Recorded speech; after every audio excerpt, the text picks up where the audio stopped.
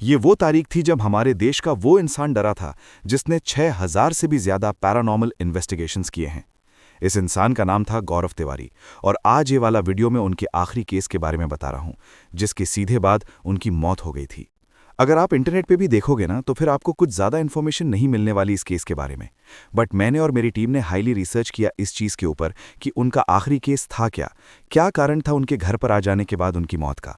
आज ये वाला इंट्रो मैं ज़्यादा यहीं खींचना चाहूँगा, सीधा कहानी में आना चाहूँगा। लेकिन अब ये वीडियो शुरू करने से पहले ऐसे ही और horror, mysterious and historical videos देखने के लिए सब्सक्राइब कर दीजिए इस चैनल को। अब ये कहानी शुरू होती है साल 2009 में। गौरव तिवारी ने इंडियन पैरानॉर्मल सोसाइटी की शुरुआत करी। ये जो सोसाइटी थी, ये उन केसेस को सॉल्व करती थी जो कि हमारे समाज के एकदम परे हैं, जो कि इस दुनिया के परे हैं, जो कि कोई भी नहीं समझ सकता।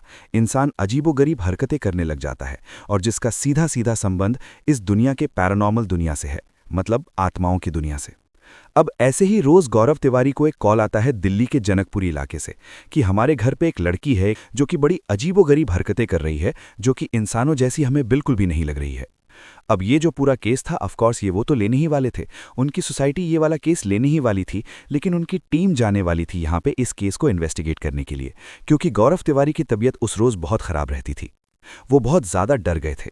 रात का आखिरी पहर था। बाहर सूखे पत्तों की सरसराहट ऐसी लग रही थी जैसे कोई अनसुनी बातें फुसफुसा रहा हो। झोपड़ी के अंदर टिमटिमाता हुआ लालटेन जल रहा था, जिसकी लौ बार बार कांप रही थी। विजय खाट पर बैठा था और कमला उसके पास चुपचाप बैठी थी। तभी कमला ने धीमी आवाज में कहा, सुनिए, क्या हुआ? अब गांव के पास वाले जंगल में एक तांत्रिक बाबा आए हैं। विजय ने बिना उसकी तरफ देखे पूछा, कौन बाबा? कमला बोली, लोग कह रहे हैं जो भी अपनी परेशानी लेकर जाता है उसे उपाय मिल जाता है। रामलाल का बेटा याद है, जिसकी बीवी को सांप ने काट लिया था? बाबा ने मंत्र पढ़ा, जड़ी दी और 3 दिन में वो उठकर खाना बनाने लगी। विजय ने हंसते हुए कहा, झूठ है, सांप का जहर अपने आप उतर गया होगा। कमला तुरंत बोली, तो फिर शामू की गाय जो दूध देना बंद कर चुकी थी, बाबा ने उसकी पूंछ पर लाल धागा बांधा और अगली सुबह दूध की नदियां बहने लगी। विजय झुंझलाकर बोला, तेरे कान कैसे भी भर जाते हैं।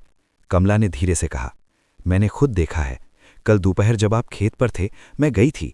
विजय चौंक गया, तू गई थी? कमला ने सिर झुकाकर कहा, बाबा ने कहा आपके भाग्य का दरवाजा बंद है। एक रात, एक मंत्र, एक कीमत और दरवाजा खुल जाएगा। उसी पल बाहर की हवा अचानक थम गई। झोपड़ी के बाहर सन्नाटा छा गया। लालटेन की लौ तेजी से कांपने लगी। विजय ने पूछा, कीमत? कमला की आवाज कांप गई। एक रात, जंगल में अकेले।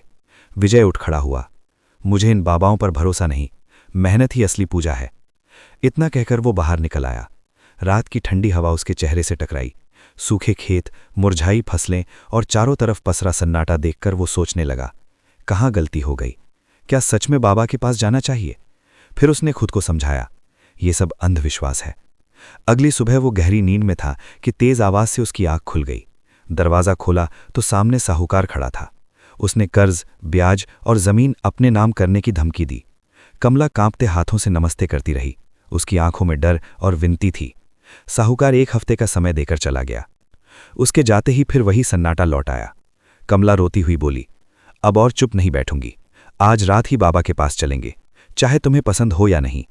विजय ने बहुत विरोध किया, लेकिन आखिरकार मान गया। रात होते ही दोनों जंगल की ओर चल पड़े। चारों तरफ अंधेरा था।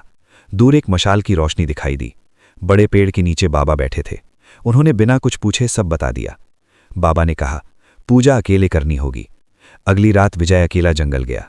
बाबा ने मोहिनी साधना का जिक्र किया, एक ऐसी शक्ति जो किस्मत बदल सकती है, लेकिन कीमत मांगती है। मंत्र दिया गया। विजय ने जाप शुरू किया। तभी सामने से मोहिनी प्रकट हुई। उसने धन, सफलता और सुख का वादा किया, लेकिन शर्त रखी, तुम हमेशा मेरे रहोगे, किसी और स्त्री से कोई रिश्ता नहीं होगा। विजय ने हामी भर दी। अगली सुबह चमत्कार हो गया। खेत हरे भरे थे। साहूकार मर चुका था। किस्मत बदल चुकी थी। लेकिन विजय और कमला के बीच दूरी बढ़ गई। एक रात कमला ने बात करने की कोशिश की। उसने पीछे से विजय को छुआ। विजय ने उसे मोहिनी समझ लिया, लेकिन जब पलट कर देखा तो सामने कमला थी। उसी पल मोहिनी प्रकट हुई और एक ही झटके में कमला का गला काट दिया। विजय चीखा। मोहिनी ने ठंडी आवाज में कहा, मैंने चेतावनी दी थी। और उसी पल विजय की भी जान चली गई। लेकिन कहानी यहीं खत्म नहीं होती, क्योंकि ऐसी कहानियां असल जिंदगी से जुड़ी होती हैं, और डर का मतलब है मिडवेल।